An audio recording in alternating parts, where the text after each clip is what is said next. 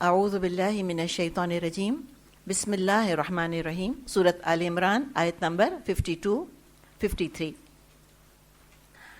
تو یہاں تک ہم نے مختصر سی تاریخ جو ہے وہ بنی اسرائیل کی دیکھی. کس وقت؟ جب کہ عیسیٰ علیہ السلام تشریف لائے. وہ تو سراپا معجزہ تھے عیسیٰ علیہ السلام. ان کی پیدائش معجزہ تھی. ان کے ہاتھوں جو اللہ تعالیٰ نے معجزے دکھائے، معجزوں میں بھی وہ غیر معمولی تھے. ہر معجزہ اوبیسلی ایک ایکسٹراڈنری چیز ہوتی ہے. کوئی قوانین قدرت ٹوٹ رہے ہوتے ہیں، بریک ہو رہے ہوتے ہیں، لاز آف نیچر کے اگینسٹ کوئی کام ہو رہا ہوتا ہے، اسی کو معجزہ کہتے ہیں. اور سے بائی دا وے معجزہ لفظ قرآن میں نہیں آیا، یہ تو عربی کا اپنا لفظ ہے. اردو میں بھی پھر ہم اس کو معجزہ یا میریکل کہتے ہیں. قرآن میں لفظ آیت آیا ہے، نشانی. تو آیت کا ذکر بھی ہم بہت پڑھ رہے ہیں. جہاں آیت کے موضوع پر ہم ہیں تو بہتر ہوگا کہ آپ اپنے پاس ذرا آیت کی تقسیم لکھ لیں.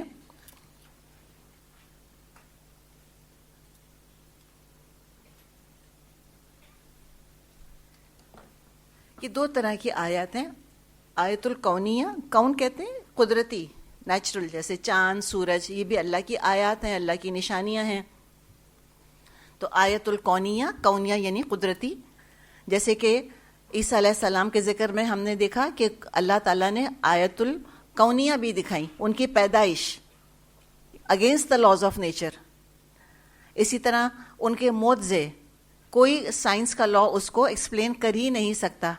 اور اردو زبان میں جو معجزہ کا لفظ ہم استعمال کرتے ہیں وہ عجز سے نکلا ہے. انسان کی عقل کو عاجز کرنے والا واقعہ جس کا کوئی ریشنل ایکسپلینیشن ہی نہ ہو. عقل سے اور اپنے علم سے ہم اس کو سمجھ ہی نہ پائیں، وہ معجزہ اسی لیے کہتے ہیں عقل کو عاجز کر دیا ہے. تو یہ آیت الکونیہ قدرت کی نشانیاں، مردے کو زندہ کر دینا عجیب و غریب نشانی ہے. اور آیت الشرعیہ، شرعی یعنی کہ بائبل، قرآن کی بھی آیات ہیں. اللہ تعالیٰ نے قرآن کی آیات بیان کی ہیں. اللہ تعالیٰ نے قدرت کی نشانیوں کی طرف توجہ دلائی ہے ہماری، چاند، سورج، ہوا، سمندر، پانی وغیرہ. تو یہ آیات بہت ساری تھیں جو کہ عیسیٰ علیہ السلام نے دکھا دیں اور بتا دیا انہوں نے کہ اللہ میرا بھی رب ہے اور تمہارا بھی رب ہے. کوئی نہیں دعویٰ کیا خدائی کا.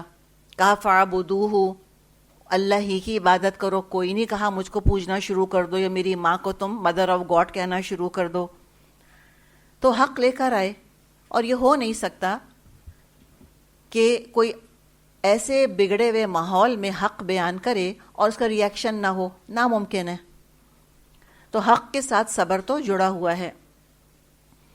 اور جب عیسیٰ علیہ السلام نے اس طرح حق بیان کیا تو علماء یہود ان کے خلاف ہو گئے. تو اس کے بارے میں اب آگے فرمایا فَلَمَّا أَحَسَّ عِيسَىٰ مِنْهُمُ الْكُفْرَ، جب عیسیٰ علیہ السلام نے محسوس کیا کہ بنی اسرائیل کفر پر آمادہ ہیں. احسا کا لفظ دیکھیں، یہ بتا رہا ہے کہ حواسوں سے ان کو پتہ چل گیا تھا، آنکھوں سے، کانوں سے پتہ چل گیا کہ کیا کیا بنی اسرائیل کے علماء سازشیں کر رہے ہیں. تو عیسیٰ علیہ السلام سمجھ گئے کہ اب زیادہ دیر اس دنیا میں نہیں رہیں گے. یہ تو ان کے قتل کے درپے ہو گئے تھے علماء بنی اسرائیل. اب ان کو فکر تھی کہ دین کی تبلیغ کا کام آئندہ کون کرے گا. یہ کام چلنا چاہیے، ہم رہیں نہ رہیں. اور یہ بھی ہر دین کا کام کرنے والے کو فکر ہوتی ہے کہ اگر ہم نہ رہے دنیا میں تو کیا کام ہمارے ساتھ ختم ہو جائے گا یا چلتا رہے گا. تو یہ سوچنا چاہیے انسان کو تاکہ ہم اپنے لیے ریسورس ڈیولپ کرنا شروع کر دیں اپنے ساتھ ساتھ. جب تک ہم موجود ہوں ہم فکر کریں کہ میری زندگی تک یہ محدود نہ رہے، کام میرے بعد بھی چلتا رہے. اس کے لیے ریسورس تیار کرنا ہوتا ہے، پھر ان کی تربیت کرنی ہوتی ہے، پھر ان کو وقت دینا ہوتا ہے. تو انہوں نے پھر جب یہ دیکھا کہ یہ تو کفر پر اڑ گئے ہیں، اور یہ بتائیں کفر کافر کہا کس کو جا رہے، کون کفر کر رہا تھا؟ کون کفر کر رہا تھا؟ بنی اسرائیل. بنی اسرائیل تو سارے کے سارے ایمان والے نہیں تھے. موسیٰ علیہ السلام کو مانتے تھے، تورات کو مانتے تھے، تو کافر کہاں سے بن گئے؟ جی عیسیٰ علیہ السلام کو جو نہیں مانا تو کافر ہو گئے. تو عیسائیوں کو سمجھایا جا رہا ہے کہ دیکھو عیسائیوں، اللہ تعالیٰ کیسے تمہاری طرفداری کر رہا ہے، تمہاری کتاب تمہارے رسول کے نام ماننے کی وجہ سے بنی اسرائیل کو کافر قرار دے رہا ہے اللہ تعالیٰ. تو تم بھی ذرا اپنے گریبان میں جھانک لو کہ تم اگر یہی معاملہ جو کہ بنی اسرائیل نے عیسیٰ علیہ السلام کے ساتھ جو معاملہ کیا، اگر وہی معاملہ تم محمد صلی اللہ علیہ وسلم اور قرآن کے ساتھ کرو گے تو تم کہاں کے لاڈلے ہو کہ تم کو کافر ڈکلیئر نہ کیا جائے؟ تم تو کہیں کے چہیتے نہیں آئے ہو نا.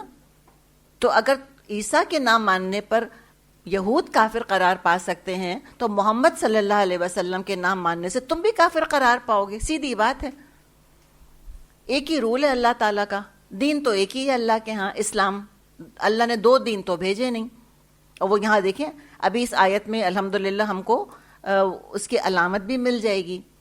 تو جب انہوں نے دیکھا فلما احس عیسی منہم الکفر، تو ہم پتہ چلا کوئی ہم کون ہے، رومنس کی بات نہیں کی جا رہی ہے، یہ بنی اسرائیل کی بات کی جا رہی ہے. ان کے علماء خاص طور پہ تورات پڑھتے پڑھاتے تھے، لیکن تکبر اتنا اور اپنی گدی کی فکر اتنی کہ ایسا نہ ہو کہ ہماری اہمیت کم ہو جائے عیسیٰ علیہ السلام کے آنے سے. اور ظاہر ہے وہ تو کم کیا ختم ہونی تھی اہمیت.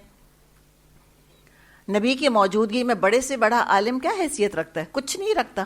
تو صرف تکبر کی وجہ سے نہیں مانا، صرف حب جاہ جس کو کہتے ہیں نا کہ دا لو آف پوزیشن، کہ میری اہمیت کم نہ ہو جائے، لائم لائٹ سے ہم نہ ہٹ جائیں، بس دشمنی شروع کر دی اتنے کھلے کھلے معجزے دیکھ کر. تو جب ان سے کفر کا احساس ہوا، قال، تب عیسیٰ علیہ السلام نے پکارا، من انصاری الی اللہ، کون ہے اللہ کی راہ میں میرا مددگار.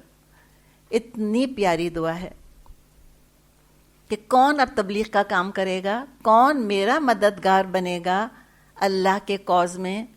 اتنی خوبصورت بات ہے کہ مقصد تو ہے اللہ کی رضا، کہ میری زندگی کا مقصد تیرے دین کی سرفرازی، میں اسی لیے مسلمان، میں اسی لیے نمازی کہ اللہ کا دین سر بلند ہو. تو مقصد تو وہی رکھے، کرنا اللہ کے لیے ہے، لیکن دنیا میں اسباب چاہیے ہوتے ہیں. کسی ایک شخص کے گرد تو جمع ہونا ہوتا ہے، کوئی ایک پکارتا ہے. بعض دفعہ انسان تنہا شروع کرتا ہے سفر اور قافلہ بنتا چلا جاتا ہے. قافلے کے انتظار میں بیٹھ تو نہیں سکتے کہ سارے خاندان والے مان لیں گے، سب لوگ جھک جھک کے صاحب سلام کریں گے، سب تعریفیں واہ واہ کریں گے، اور سب ہم مل جل کے ہیپیلی ایور آفٹر دین پہ عمل کرتے رہیں گے. عام طور پہ ایسے ہوتا نہیں ہے. دین کا سفر ہمیشہ تنہا شروع ہوتا ہے. تو ایسا کوئی شخص ملتا ہے باقی لوگوں کو، پھر اس کے گرد وہ جمع ہونا شروع ہو جاتے ہیں. تو یہ تو اللہ کے رسول تھے عیسیٰ علیہ السلام، کوئی عام انسان تو نہیں تھے، عام صالحین تم میں سے تو نہیں تھے. تو کہا کہ کون ہے میرا مددگار، آ کے میرا ہاتھ بٹاؤ، میرے دست و بازو بنو، میرے ساتھ آ کے جڑ جاؤ. اب یہ جماعت ہے جس کا ذکر کیا جا رہا ہے. تنہا تنہا انسان کام نہیں کر سکتا، ایک اکیلا 2-11. تو کہا کہ کون ہے جو کہ میرا مددگار بنے گا، آؤ ہم جماعت بنتے ہیں. پہلے بھی ہم نے بات کی تھی کہ بھیڑ جمع کرنے کا کوئی فائدہ نہیں ہوتا.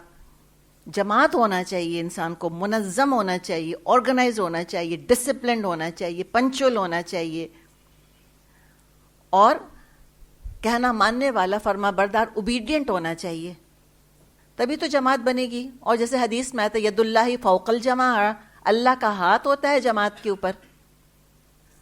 اللہ تعالیٰ کو جماعت پسند ہے، تو جماعت میں ڈیفینیٹلی کوئی ایک لیڈر ہوگا، اور پھر باقی جماعت میں لوگ آ جائیں گے، سب مل کر آ جائیں گے، سب رسپانسبلٹیز اٹھائیں گے، اپنے اپنے کام کریں گے. تو یہاں جواب دیکھیں، قال، کہا، الحواریون، حواریون نے. اب یہ حواری کون ہیں؟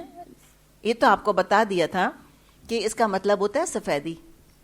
اس کو ہم انگلش میں اپوسلس کہتے ہیں. ٹی سائلنٹ ہے، APOSTLES. اپوسٹل تو لیکن نہیں کہتے نا، اپوسلس کہتے ہیں. اب یہ حواری کون تھے؟ ان کو حواری ہی کیوں کہا گیا؟ تو الگ الگ ہمیں روایات ملتی ہیں. کہا جاتا ہے کہ جب یہ تبلیغ کرتے تھے عیسیٰ علیہ السلام، تو ان کا گزر کچھ دھوبیوں پر سے ہوا، اس لیے کہ سی آف گیلیلی کے گرد ان کی تبلیغ بہت ہوئی ہے. ایک سمندر تھا وہاں پر، دریا تھا، سی آف گیلیلی، وہاں پر تبلیغ کیا کرتے تھے عیسیٰ علیہ السلام.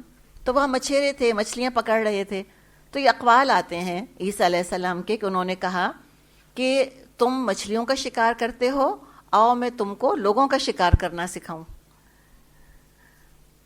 تو کچھ کہتے ہیں کہ یہ دھوبی تھے. اچھا، دھوبی بھی دریا کے کنارے کپڑے دھوتے ہیں، مچھیرے بھی ظاہر دریا پہ کام کر رہے ہوتے ہیں. کچھ علماء نے کہا کہ کچھ ان میں سے دھوبی تھے. تو عیسیٰ علیہ السلام نے ان سے کہا تھا کہ تم کپڑے دھوتے ہو، آؤ میں تم کو لوگوں کے دل دھونا سکھاؤں. یعنی مراد کیا ہے کہ پاک صاف. حواری کیا، سفیدی سے کیا مطلب کہ وہ پاک صاف سے، بعض کہتے ہیں وہ کپڑے وائٹ پہنا کرتے تھے، اللہ بہتر جانتا ہے. بہرحال یہ اپوسٹلز یا حواری کون ہیں؟ جو کہ آج ہم کہتے ہیں نبی اکرم صلی اللہ علیہ وسلم کے صحابہ. آپ صلی اللہ علیہ وسلم کے ساتھیوں کے لیے صحابہ کا لفظ استعمال ہوتا ہے، اور عیسیٰ علیہ السلام کے ساتھیوں کے لیے حواری کا لفظ استعمال ہوتا تھا، حواریون. صحابہ کتنے تھے؟ کم سے کم 1.25 لاکھ تو تھے ہی، جو حجۃ الوداع کے موقع پر موجود تھے. اور عیسیٰ علیہ السلام کے ساتھی کتنے؟ 12 کا نمبر آتا ہے، 12. تو اب یہ دیکھیں انہوں نے کیا کہا، نحنو، ہم ہیں کون؟ انصار اللہ، ہم ہیں اللہ کے مددگار. یہ جواب ان کا آپ دیکھیں کہ انہوں نے جب مدد دینے کا فیصلہ کر لیا کہ ہم مدد کریں گے، تو یہ نہیں کہا انہوں نے کہ ہم آپ کے مددگار ہیں. عیسیٰ علیہ السلام کو زیر احسان نہیں کیا، اللہ پر ایمان کا حوالہ دیا. جیسے کہ آگے ہم دیکھیں گے وہ کہہ رہے ہیں آمنا باللہ، ہم اللہ پر ایمان لائے ہیں. واشہد بأننا مسلمون، اور آپ گواہ رہیے کہ بے شک ہم مسلم ہیں. ہم نصارہ ہیں نہیں کہا انہوں نے، مسلم کہا. ان الدین عند اللہ الاسلام، آدم علیہ السلام سے لے کے محمد صلی اللہ علیہ وسلم کے زمانے تک دین صرف اور صرف اسلام رہا ہے. باقی لوگوں نے اپنے گروہی نام خود رکھے. اللہ نے ان کو نصارہ نہیں کہا، اللہ نے ان کو یہودی نہیں کہا.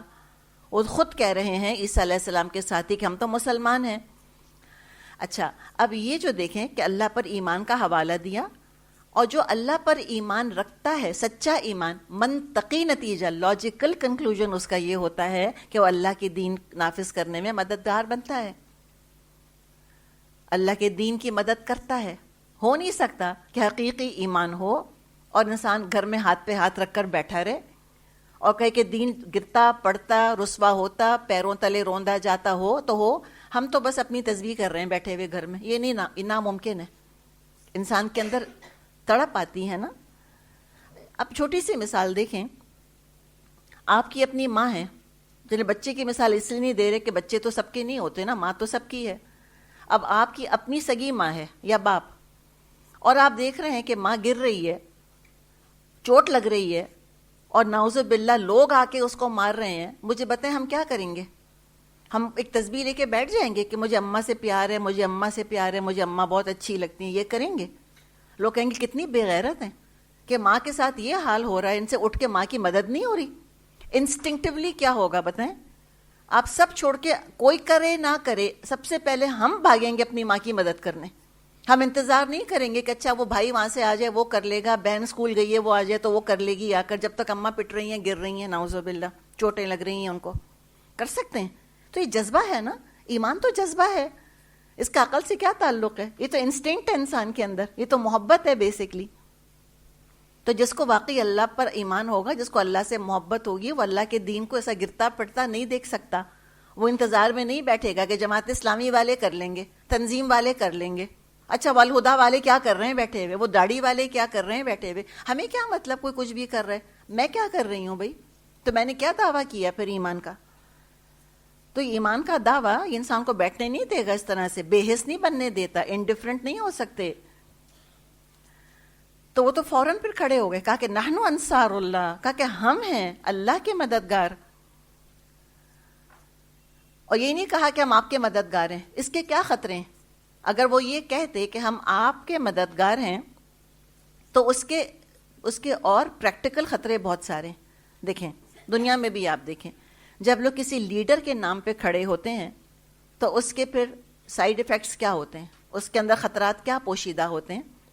نمبر 1، خاص طور پہ ریلیجس لیڈرشپ کی بات اگر ہم کریں نا، کہ لوگ کہیں کہ ہم فلاں کی وجہ سے ہم نے فلاں کلاس جوائن کر لی. اب کیا ہوتا ہے، اگر لیڈر دنیاوی طور پہ اس مشن میں ناکام ہو جائے تو لوگ ڈسہارٹیڈ ہو جاتے ہیں اور مقصد کی طرف سے مایوس ہو جاتے ہیں کہ مقصد یہ اچھا نہیں تھا، دیکھو کامیابی نہیں ہوا نا، ہم تو فلاں کے نام پر آئے تھے، ہمارا خیال تھا وہ بڑے مشہور ہیں تو ہم یوں کام کر لیں گے ان کے ساتھ، وہ تو پتہ چلا کہ وہ کوئی کام آگے بڑھ ہی نہیں رہا، تو لوگ کہتے ہیں مقصد ہی بیکار ہوگا. پھر کیا ہوتا ہے کہ نبیوں کے علاوہ عام لیڈرز جب دین کا کام کرنے کھڑے ہوتے ہیں، کوئی نہ کوئی تو انسانوں میں سے لیڈر بنے گا نا، کوئی نہ کوئی تو کام شروع کرے گا، اور وہ فرشتہ ہوگا آپ کے خیال میں؟ فرشتہ تو نہیں ہوگا. پھر کیا ہوتا ہے کہ جب کوئی ذاتی کمزوری نظر آ جاتی ہے کسی لیڈر کے اندر تو پھر تو مقصد سے لوگ بدگمان ہو جاتے ہیں. بعض دفعہ لوگ دین چھوڑ بیٹھتے ہیں کہ جب دین والے ایسے ہیں تو دین بھی بیکار ہوگا. سنا ہے آپ نے یہ؟ رائٹ کرتے ہیں نا. جیسے وہ نہیں کہتے کہ داڑھی والے ایسے کرتے ہیں تو لوگوں نے داڑھی چھوڑ دی، کہا کہ حجاب والیاں ایسے کرتی ہیں تو حجاب چھوڑ دیا. سمجھ آ رہی ہے آپ کو بات؟ تو جب کسی انسان کی خاطر آتے ہیں وہ تو کہیں سے فرشتہ نہیں ہے. اور وہ آئیڈلز کے بارے میں کیا کہتے ہیں کہ idols have feet of clay. اور ہم کیا کہتے ہیں فیملیرٹی بریڈس کنٹیمپٹ. بعض دفعہ دور سے تو لوگ بہت سہانے لگتے ہیں کہ بھئی واہ کیا پکے ہیں اپنے دین میں. جتنا آپ ان کے اندرونی معاملات کو، ان کی ذاتی زندگی کو جاننا شروع کرتے ہیں، پتہ چلتا ہے یہ تو کوئی پورے نہیں پڑھ رہے اسلام کے معیار کے اوپر. قول اور فعل میں تو سخت تضاد ہے ان کے. ہم کو تو آ کے نصیحتیں کرتے ہیں، کہتے ہیں دوسروں کو نصیحت تو خود میاں فضیحت، خود تو فجر کی نماز نہیں پڑھی جاتی اور ہم سے تہجد کی باتیں کرتے ہیں آ کر. تو لوگ ڈسلیوژن ہو جاتے ہیں پھر اور کہتے ہیں دین چھوڑ دو، دین بیکار ہے بالکل. یہ سب شخصیت پرستی کے نقصانات ہوتے ہیں.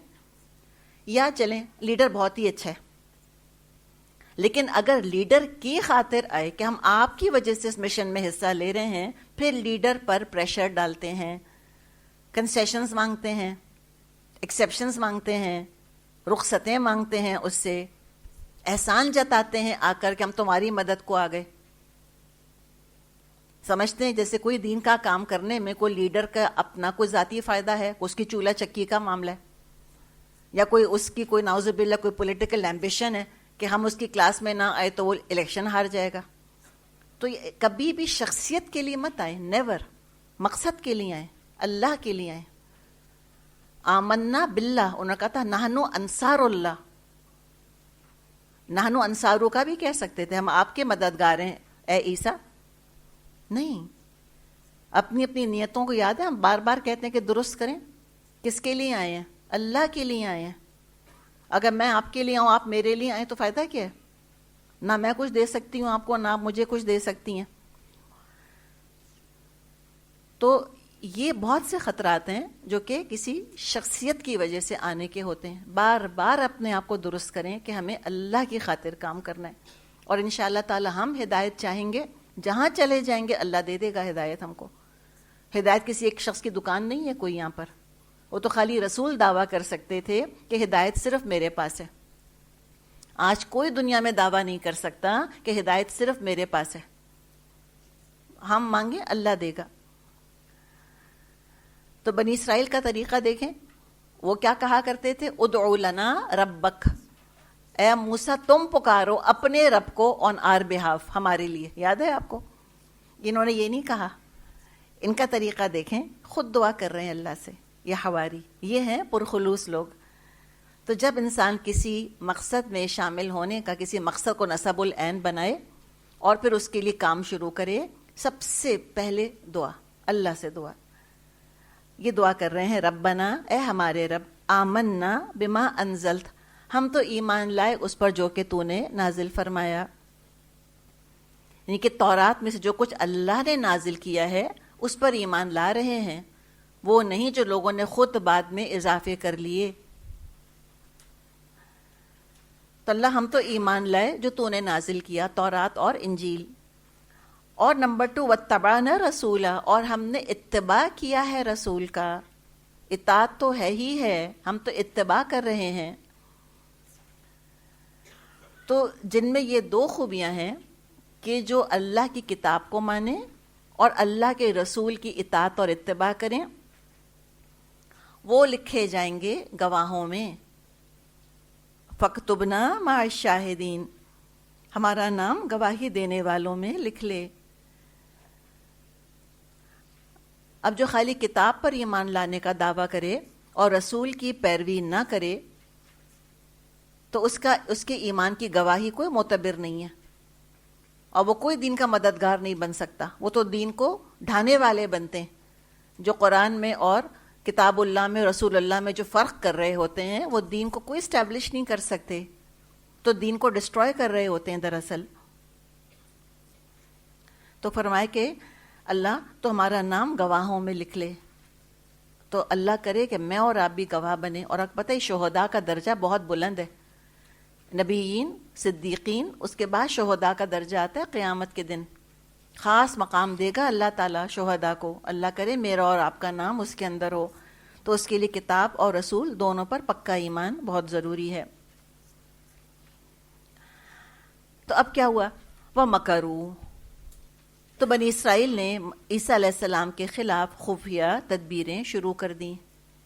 مکر یاد ہے؟ مکاری اردو میں ہم کہتے ہیں بڑا مکار، کننگ ہونا، تو بہت کننگنس کا مظاہرہ کیا، اور اس کی سازشیں انشاءاللہ ہم سورہ نساء میں مزید یہ دوبارہ موضوع آئے گا، پھر مزید اس پر ہم بات کر لیں گے۔ وہاں پر رومنز کے ساتھ مل کے کیا کیا سازشیں کری ہیں، کس کس طرح کے الزامات لگائے عیسیٰ علیہ السلام پر، اور چاہا کہ کسی طرح جو رومن حکومت وہاں پر تھی اور جو ان کا وہاں پر جو جنرل تھا یا جو وہاں کا سمجھے کہ میئر تھا روم کا ایک طرح سے، وہ کسی طرح عیسیٰ علیہ السلام کو سزائے موت دے دے، وہ اناؤنس کر دے، اس لیے کہ پولیٹیکل پاور تو بنی اسرائیل کے پاس نہیں تھا، وہ تو رومنز کے پاس تھا، رومن رول کے انڈر رہ رہے تھے یہ۔ تو خوب سازشیں کریں، وَمَكَرُوا، خوب سازشیں کریں، وَمَكَرَ اللَّهُ، اور اللہ نے بھی خفیہ تدبیر کری۔